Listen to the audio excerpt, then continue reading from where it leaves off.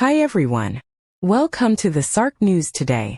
Telangana Start Culture Department Minister Jupalli Krishna Rao said, "In my limits I will do definitely for you, but some are discussed with Telangana Chief Minister. I will sincerely bring it to the CM for your grants. What is you're asking, it's absolute right to you because of you're in part of government. From October 1st onwards, every month first date your salaries will be credited as a government employees. We will meet again whole a day like this. That time everyone's requests will discuss in face-to-face. Now government paying interest nearly 8,000 crores every month. In detail watch this entire video. And do subscribe for more updates." Director ఏను నరసింహ గారు culture department, ఇంతకుముందు మన ముందు మాట్లాడినటువంటి వెన్నెల గారు, గద్దెల నా కూతురు, మీలో ఒకటిగా పనిచేస్తూ ఉన్నటువంటి వెన్నెల గారు, అట్లాగే ఇక్కడ ఇచ్చేసినటువంటి కళాకారులు కళాకారులకు మీడియా మిత్రులందరికీ కూడా ఈ శుభ సందర్భం మీ అందరికీ ముదుపటి నమస్కారాలు, శుభాకాంక్షలు తెలియజేస్తాము. మొదటగా మీ బాధలు వ్యక్తం చేయడం జరిగింది. ఈరోజు కాదు, గతంలో కూడా వ్యక్తం చేసిండ్రు. వాస్తవంగా మీ సమస్యల పరిష్కారం కారణం చాలా ఉన్నాయి. ముందు మీ సమస్యల గురించి మాట్లాడిన తర్వాత దశ దిశ. మొదటగా మీరు మీ అందరి ప్రధాన సమస్య రెగ్యులరైజేషన్, పర్మనెంట్ ఎంప్లాయ్. రెగ్యులరైజేషన్ సంబంధించి నా వంతు ప్రయత్నం చిత్తశుద్ధిగా నిజాయితీగా నా వంతు ప్రయత్నం చేసి ఒప్పించే ప్రయత్నం చేస్తాను. రెండవది, జీతాలకు సంబంధించి నేను చెప్పాల్సిన అవసరం లేదు. వెనెల చెప్పింది, ఇప్పుడు మనుషులుగా చెప్పారు. నెక్స్ట్ నుంచి మీకు 1వ తారీఖున ప్రభుత్వ ఉద్యోగంతో పాటుగా మీకు కూడా జీతాలు ఇచ్చేటది 100% ఇప్పుడు ఏర్పాటు చేస్తున్నారు. మీరు అడిగినటువంటి మిగతా ఇష్యూస్లో వాహన సౌకర్యం అడిగారు. దాని లెక్క కూడా వేసి ఇప్పుడే జిల్లాకు ఒక వాహనం అంటే సంవత్సరానికి సుమారుగా, అంటే నెలకు ఒక్కొక్క వాహనానికి 50,000 రూపాయలు అనుకుంటే అప్రాక్సిమేట్గా సంవత్సరానికి 2 కోట్ల రూపాయలు. కాబట్టి 100% ఈ వాహనాలని జిల్లాకు ఒక వాహనం నా యొక్క కల్చరల్ శాఖ ఫండ్స్ లేకుండా టూరిజం శాఖ ట్రాన్స్ఫర్ చేసి మీకు ఆ వాహనాలు తెలియదు, మీకు ఏ ఇబ్బంది లేకుండా. అట్లాగే ఈ వాహనాలతో పాటుగా మీకు సౌండ్ సిస్టమ్, అంటే ఒక్కొక్క వాహనంతో పాటుగా మైక్ సిస్టమ్ కూడా ప్రొవైడ్ చేసేటువంటి ఏర్పాటు చేయడం జరుగుతుంది. 100% దాన్ని కూడా అమలు చేసేటువంటి ఏర్పాటు చేస్తాం. అట్లాగే హెల్త్ కార్డ్స్ అడిగిన హెల్త్ ఇన్సూరెన్స్, ఇది సంబంధిత మంత్రులతోటి, గౌరవ ముఖ్యమంత్రి గారితో మీ సమస్యను అంటే సంబంధిత శాఖ మంత్రిగా నా బాధ్యతగా మా దృష్టి తీసుకెళ్ళి ఆ ప్రయత్నం కూడా చేసేట కార్యక్రమం చేస్తని మనం చేసుకుంటూ, అట్లాగే ఎక్స్గ్రేషియా ఫర్ డిసీజ్, ఎవరైతే వివిధ కారణాలతోటి యాక్సిడెంట్ తోటి మరి అకాల మరణం చెందితే వాళ్ళకి ఎక్స్గ్రేషియా గురించి కూడా గౌరవ ముఖ్యమంత్రితో మాట్లాడి ఎక్స్గ్రేషియా కూడా ఇప్పించేటువంటి ఏర్పాటు ప్రయత్నం చేస్తానని మనం చేసుకుంటూ, అట్లాగే మీరు స్టూడియో ఫ్రీ రికార్డింగ్స్ అంటే స్టూడియో రికార్డింగ్స్ అడిగారు. అది ఆల్రెడీ మాకు ఇప్పుడు స్టూడియో కూడా ఉంది కదా మన దగ్గర. అక్కడ జూబ్లీస్లో మన డిపార్ట్మెంట్లో ఉంటే ఫైన్, లేకపోతే ఎక్కడో కాదు, ఎవరు ఏది రికార్డ్ చేసుకోవాలన్నా హైదరాబాద్ కేంద్రంగా ఇక్కడ రికార్డింగ్ చేస్తున్నట్టు వసతి ఏర్పాటు చేసేందుకు ఎవరిని అడుకోవాలని అవసరం లేకుండా అది ఒక మా శాఖలోనే ఆ ఏర్పాటు చేసే కార్యక్రమం చేస్తాం. వద్దా అనుమానం వచ్చింది, మీరు అడగని చెప్పిన మీరు అడిగితే చెప్తాం. అడిగిన ప్రతి పాయింట్ నేను రాస్తున్నా కాబట్టి. అట్లాగే ఇందిరమ్మ ఇండ్లు అడిగిండు. నేను మొత్తం మీ లిస్ట్ తీసుకొని ఏ నియోజకవర్గాలలో సంబంధిత మంత్రులతోటి, సంబంధిత ఎమ్మెల్యేలతోటి నేను స్వయంగా అందరితో మాట్లాడి మీకు న్యాయం జరిగే ప్రయత్నం చేసే కార్యక్రమం చేస్తే ఎమ్మెల్యేలో. సరే, పిఆర్సీ అన్నారు, దాని గురించి మాట్లాడతాం. మహిళలకు సంబంధించి మెటర్నిటీ లీవ్ ఎట్లయితే గవర్నమెంట్ ఉద్యోగులకు వస్తూ ఉందో ఆ మెటర్నిటీ లీవ్ ఇచ్చేటువంటి ఒకటి. రెండవది, అట్లాగే ఈ యొక్క మెటర్నిటీ లీవ్తో పాటుగా ఇంకోటి అడిగింది మీరు 15 days సంవత్సరానికి 15 రోజులు సెలవు దినాలు అడిగారు. సో దానిపై కూడా మా సంబంధ అధికారులతో చర్చించుకొని మనం ఎంతవరకు చేయగలిగితే దానిపైన కూడా తొందరలోనే నిర్ణయం తీసుకునే ఏర్పాటు చేస్తాం. అట్లాగే ట్రాన్స్ఫర్లకు సంబంధించి కూడా మీకు ఎక్కడెక్కడ మీరు కోరిన ప్రకారం మీరు ఉండే విధంగా ఎక్కడ మీరు మనస్ఫూర్తిగా మీరు పనిచేయాలంటే మీరు కోరిన ప్రకారం మీరు ట్రాన్స్ఫర్స్ కూడా ఇప్పించేటువంటి ఏర్పాటు చేయడం జరుగుతుంది. ఎవరు ఎక్కడ ఉంటారు. అట్లాగే కలెక్టరేట్లో రూమ్ అన్నారు, అది సంబంధిత అధికారులతో రాష్ట్ర స్థాయిలో నేను చీఫ్ సెక్రటరీతో మాట్లాడి రెవెన్యూ మినిస్టర్తో మాట్లాడి దానిపైన ఏం చేయాలో దానిపైన కూడా నిర్ణయం తీసుకునేట్టు కార్యక్రమం చేయడం జరుగుతుంది. అట్లాగే వేదిక దగ్గర అంటే మీటింగ్ దగ్గర మీరు వేదిక అడిగింది, ఇవన్నీ కూడా వీటన్నిటికి కలిపి కొన్ని ఆర్థిక అంశాలకు సంబంధించి ఒక మాట చెప్పాల్సిన అవసరం ఉంది. తెలంగాణ ఉద్యమంలో కవులు కళాకారులు మీరందరూ కూడా కాలుకు గజ్జగట్టి ఊరూరు గల్లి గల్లి తిరుగుతూ తెలంగాణ సమాజాన్ని చైతన్యం చేసి ఒక సంఘటిత శక్తిగా ఏర్పాటు చేయడం వల్లనే మన తెలంగాణ రాష్ట్రం వచ్చింది. కాబట్టి 100% మీ పాత్ర ప్రముఖ పాత్ర ప్రధానమంత్రి పొంది. కాబట్టి మీరు అడిగిన దాన్ని దేని కూడా నేను తప్పుపట్టడం 100% మీకు హక్కు ఉంది. అయితే దురదృష్టవశాత్తు సరే ఇది రాజకీయ వేదిక కాకపోయినా ఒక మాట చెప్పాల్సిన అవసరం ఉంది. నాకు కూడా బాగా ఉంది. అంటే తెలంగాణ రాష్ట్ర సాధనలో మనలో ఒకరైన వాళ్ళందరూ కూడా విద్యార్థులు, చదువుకున్న వాళ్ళు, నిరుద్యోగ యువకులు పిట్టల్లాగా ఒక్కొక్కరు రాలిపోయారు. మా చావుల వల్లనైనా తెలంగాణ రావాలి, వచ్చిన తెలంగాణ బాగుపడాలి, అన్ని వర్గాల ప్రజలు బాగుండాలనే తపనతోటి వాళ్ళందరూ చాలా మంది అమరులేరు. ఇలా అమరవీరుల ఆకాంక్షలు నెరవేరలేదు అనేది సుస్పష్టం. నేను ఘంటాపథంగా చెప్పగలుగుతున్నాను. గత ప్రభుత్వంలో కూడా నేను ఉన్నా కూడా ఈ మాట స్పష్టంగా చెప్తా ఉన్నా. ఎందుకంటే చదివేస్తే ఉన్నమాట పోయినట్టుగా ఇలా రాష్ట్రంలో ఆనాడు వాస్తవంగా సోనియా గాంధీ గారు తెలంగాణ రాష్ట్రం ఇస్తే ఆంధ్రాలో తెలంగాణలో కాంగ్రెస్ పార్టీకి నష్టం జరుగుతుంది తెలిసినా కూడా ఆంధ్ర ప్రాంతంలో 25 ఎంపీ సీట్లున్నా, ఇక్కడ 17 ఎంపీ సీట్లున్నా ఆనాడు కేవలం 22 స్థానాలు మాత్రమే ఆనాడు మెజార్టీ ఉండింది ఆనాడు ఢిల్లీ పార్లమెంట్లో. అయినా కూడా ఆ ప్రభుత్వం నిలబెడుతూ చివరి రోజున మీరు రాజీనామా చెబితే ఎక్కడన్నా ఉండి ఏటమైన పద్ధతులు అన్నాడు సోనియా గాంధీ గారు పార్లమెంట్లో. చివరి రోజున 60 సంవత్సరాల కల 4 కోట్ల ప్రజల ఆకాంక్ష ఇది చేసి తీరాలి. వందలాది మంది బిడ్డలు, తెలంగాణ బిడ్డలు ప్రాణత్యాగాలు చేసిండ్రు.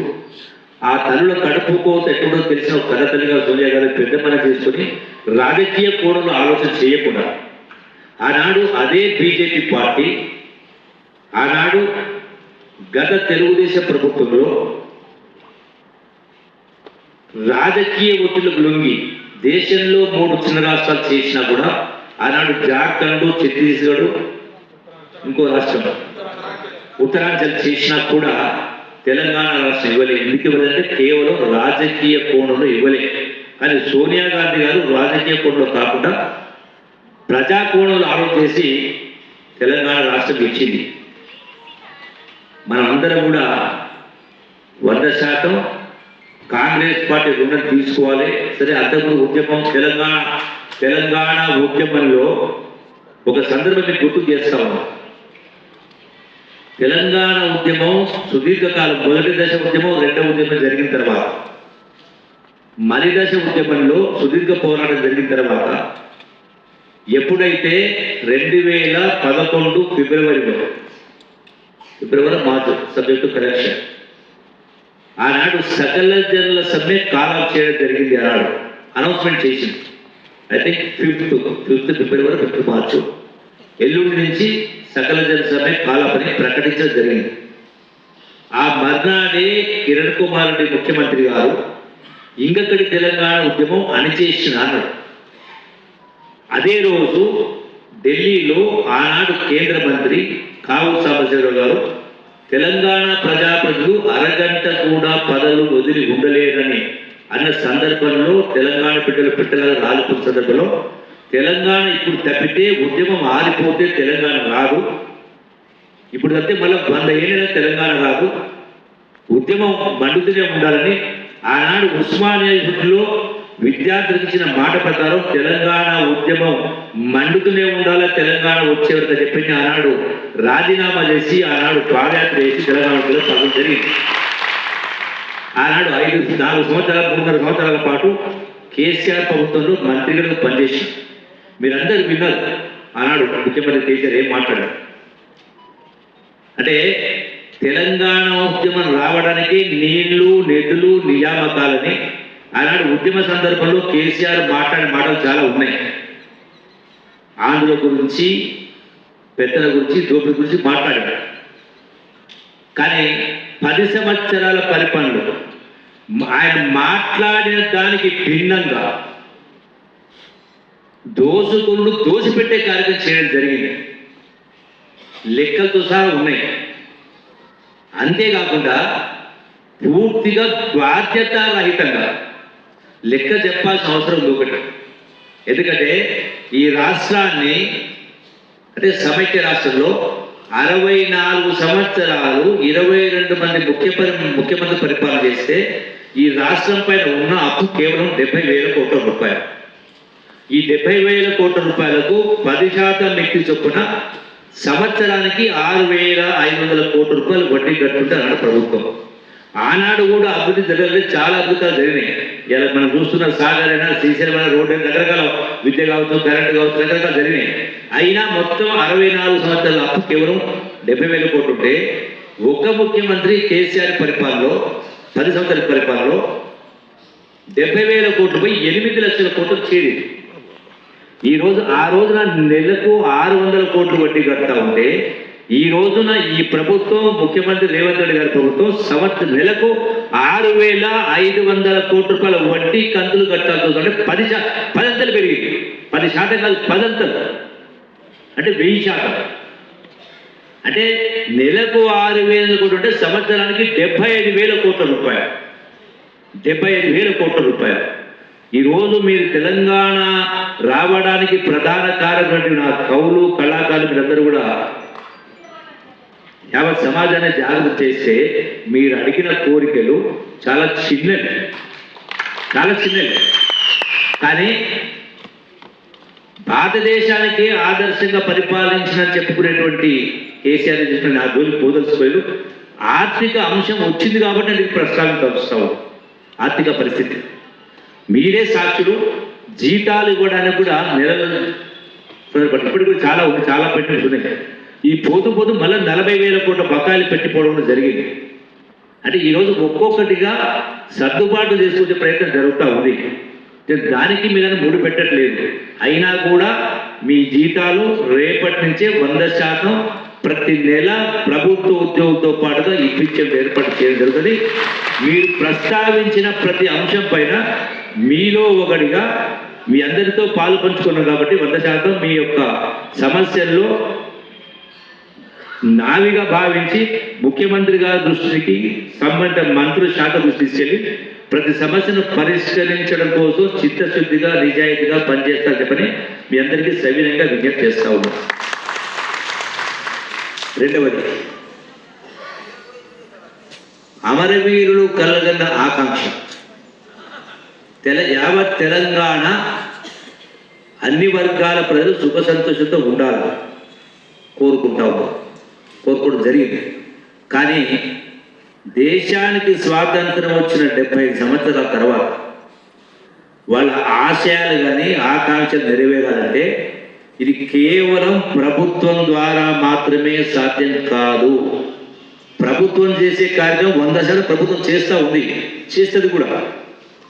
సేమ్ టైము ప్రజలను ఎట్లయితే తెలంగాణ ఉద్యమంలో చైతన్యం చేసి సంఘటన చేసినామో ఈనాడు సమాజంలో ఉన్నటువంటి రుగ్మతలు, నేను చాలా మీటింగ్స్లో 100 మంది 1000 మంది ఉన్న మీటింగ్లో కూడా నేను ప్రశ్నించి మాట్లాడుతూ ఉంటాను. అంటే వాళ్ళు మాట్లాడినప్పుడు అందరు బాగున్నారా అని సంతోషంగా ఉన్నారని అడిగితే అందరు తల రూపి సంతోషంగా ఉన్నారు.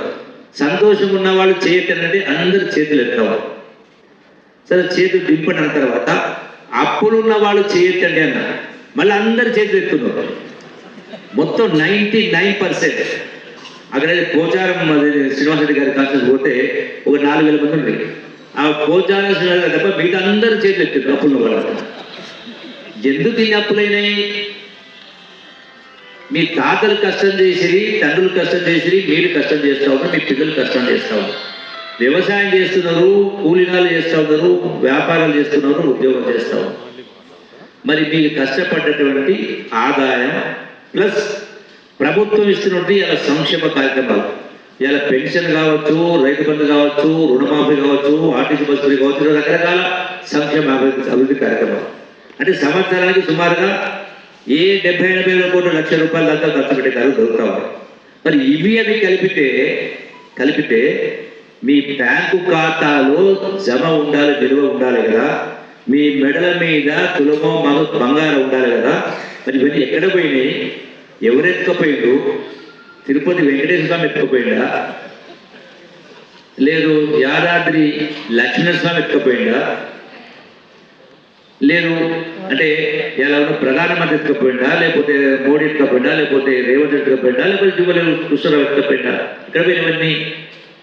దీనికి కారణం మీరు కూడా బాధ్యులేని స్పష్టంగా చెప్పడం జరిగింది.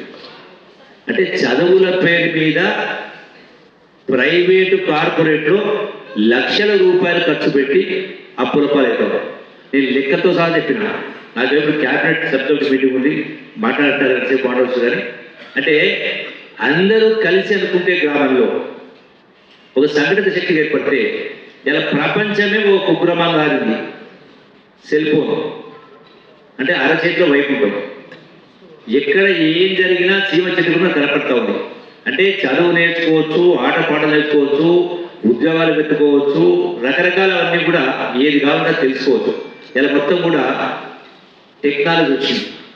పిల్లల్ని పొద్దున్న 7 గంటల స్కూల్ పంపించాలి, సాయంకాలం 7 గంటల దాకా ఉంచాలి. ఎందుకంటే ఇంటి దగ్గర చదివే వాతావరణం ఉండదు. సమస్యలు కావచ్చు, ఆర్థిక ఇబ్బందులు, లేకపోతే రకరకాల పనులు చెప్పడము, రకరకాల రుగ్మతులు, రకరకాల. సాయంకాలం వచ్చిన తర్వాత టీవీ పెట్టదు, సీరియల్ చూస్తారు, పిల్లలు చదివే పరిస్థితి ఉండదు. ఇవన్నీ అంటే అందుకే పిల్లలు పొద్దున 7 గంటలు పంపించి మీరేదైనా గ్రామాల లెక్క కూడా చెప్పిన ఒక గ్రామాల నుంచి 50 లక్షలు, 70 లక్షలు, కోటి రూపాయలు ప్రైవేట్ స్కూల్స్ ఖర్చు పెట్టేవాళ్ళు. ప్రైవేట్ స్కూల్లో చెప్పేవాళ్ళు ఎవరు, గవర్నమెంట్ స్కూల్ చెప్పేవాళ్ళు ఎవరు? అంటే ప్రైవేట్ స్కూల్లో చెప్పేవాళ్ళు పాపం పేదరికంతో ఉద్యోగాలు రాక 10,000 ప్రజలు పనిచేస్తారు. గవర్నమెంట్ స్కూల్లో కాంపిటేటివ్ టెస్ట్లో పాస్ అయిన వాళ్ళు గవర్నమెంట్ స్కూల్ చెప్తారు. ₹1 ఖర్చు కాకుండా గవర్నమెంట్ స్కూల్ మనం పంపట్లేదు. అంతంత మాత్రాలు బయటకు పంపిస్తే లక్షలు ఖర్చు పెడతాము. అందరూ అనుకుంటే మీరు పెట్టే ఖర్చులో 10% ఖర్చు పెడితే మీ పిల్లలు కూడా గొప్ప వాళ్ళతో పడగా సమానంగా పోటీ పడగలుగుతారు. ఇలా ఎవరికి వస్తున్నాయి చదువులు, ఉద్యోగాలు? ఉన్న వాళ్ళకే వస్తూ ఉన్నాం. ఉన్న వాళ్ళే గొప్ప గొప్ప లక్షలు ఖర్చు పెట్టి ఇంటర్నేషనల్ స్కూళ్ళల్లో, కార్పొరేట్ స్కూల్లో చదువు చదివిస్తూ ఉన్నారు. వాళ్ళకే చదువులు బాగుంటాయి. పరీక్షలు కూడా వాళ్ళకే బాగా ఖర్చు వస్తాం. మరి ఇలా ఎన్ని గురుకుల పాఠశాలలు పెట్టినా ఇలా 60 లక్షల మంది పిల్లలు చదువుతూ ఉన్నారు 10th క్లాస్. అన్ని రెసిడెన్షియల్ స్కూల్స్ కలిపి ఉన్నటువంటిది కేవలం 5 లక్షల మంది చదువుతారు. Out of 60 lakhs first 10th క్లాస్లో. ఇట్లా లెక్కేస్తే 1వ తరగతి నుంచి డిగ్రీ వరకు చదవాలంటే 15 సంవత్సరాలు. సంవత్సరానికి 50,000 ప్రైవేట్గా ఖర్చు పెట్టిన 7,5 లక్షల రూపాయలు. 15 సంవత్సరాలు వడ్డీ లెక్కేస్తే అది 34 లక్షలు మొత్తం. అట్లాగే ఆరోగ్యాల పేరు మీద లక్షలు ఖర్చు పెట్టారు ప్రైవేట్ దవాఖానాలు. లక్షలు ఖర్చు పెట్టారు. ఇలా నేను మళ్ళీ ఇప్పుడు మంత్రి అయిన తర్వాత సుమారుగా 25 కోట్ల రూపాయలు మా కొల్లాపులోనే సీఎంఆర్ పిలుపునిచ్చాను. దానికి వచ్చే వాళ్ళు ఎంతమంది వస్తారు? రాకుండా ప్రైవేట్ వాళ్ళు ఎంతమంటారు? అంటే ఒక్కొక్క నియోజకవర్గం నుంచి 100 కోట్ల రూపాయలు ఖర్చు పెట్టేవాళ్ళు. అంటే 10,000 కోట్ల రూపాయల వ్యాపారం జరుగుతూ ఉంది. రోజు 1 గంట మనది కాదంటే 200 జీవితం మనదే. నన్ను చేస్తలేదు, అప్పుల పాలవుతావు. ఫంక్షన్ డబ్బులు లేకపోయినా అప్పులు తెచ్చేస్తా ఉన్నాం. ఎవరో ఏదో అనుకుంటారు రకరకాల. సరే పెళ్ళిళ్ళు అంటే చేసుకోవాల్సి తప్పని తెలిపారు. గుణాలు లేకపోయినా ధోతి కట్టడం అని చీర కట్టడం అని లక్షలు ఫంక్షన్లు తీసుకొని 1,200,000 ఖర్చు పెట్టావు. ఇవన్నీ కలగలిపి అప్పుల పాలై నానా బాధలు పడతావు. ఇదొకటే కాకుండా ఇలా రుగ్మతలు, డ్రగ్స్ విపరీతంగా రకరకాల అంటే దుర్ఘటనలు, సంఘటనలు, అత్యాచారాలు ఇవన్నీ చాలా జరుగుతూ ఉన్నాయి. ఎందుకు చెప్తా ఉన్నాంటే మీరు పూనుకుంటేనే మీ రచనల ద్వారా మీ ఆటపాటల ద్వారా సమాజాన్ని జాగృతం చేయగలిగితేనే సమాజంలో మార్పు వస్తుంది, అమరవీరుల ఆకాంక్ష నెరవేరుతాయి. కాబట్టి మీ కళానికి పదును పెట్టండి, మీ యొక్క ఆటపాటలను మళ్ళీ గ్రామాన్ని తిరిగి చేసిన సాధ్యమవుతుంది. కాబట్టి అందుకే మీ యొక్క సమస్యలను వాటి కోసం ప్రయత్నం చేస్తా. నా శాఖ ద్వారా నాకున్న పవర్ తోటి టూరిజం పెట్టే ఖర్చులు కొంత తగ్గించినా మీరు అడిగిన వసతులు ఏర్పాటు చేసే కార్యం చేస్తారు. కాబట్టి మీరు వేరు, మేము వేరు, ప్రభుత్వం వేరు కాదు. కాబట్టి అందరం కలిసి సమాజంలో గ్రామాల మార్పు తీసుకొచ్చే కార్యం చేద్దామని చెప్పని మీ అందరితో సవినయంగా విజ్ఞప్తి చేస్తూ 100% మీ సమస్య పరిష్కారానికి మరొకసారి చిత్తశుద్ధిగా నిజాయితీగా పనిచేస్తా, నా వంతు ప్రయత్నం చేస్తా అని చెప్పని మీ అందరికీ సవినయంగా విజ్ఞప్తి చేస్తూ సెలవు తీసుకుంటూ మళ్ళీ ఇంకోసారి కలుసుకున్నాం. మీ ఇతర సమస్యల పట్ల కూడా, ఇతర అంశాల పట్ల కూడా సుదీర్ఘంగా ఒక రోజంతా ఉదయం బ్రేక్ఫాస్ట్ లంచ్ పెట్టుకొని అన్నిటి మీ అందరితో కూడా ఈ నలుగురితో మాట్లాడేం కాదు, మీ అందరితో కూడా వీరంత మంది ఎక్కువ మందితో మాట్లాడే కార్యక్రమాన్ని మరొకసారి ఇవన్నీ కూడా దసరా పండుగ అయిన తర్వాత ఒక సమయం తీసుకొని మీ చెప్పిన దానిలో కొన్ని కార్యక్రమాలు పూర్తి చేసి మళ్ళీ మీ ముందుకు వచ్చి మనందరూ కలుద్దామని చెప్పని మీ అందరూ సవినయ విషయం సెలవు తీసుకున్నా. థ్యాంక్ యూ వెరీ మచ్ అందరికీ. Thank you very much.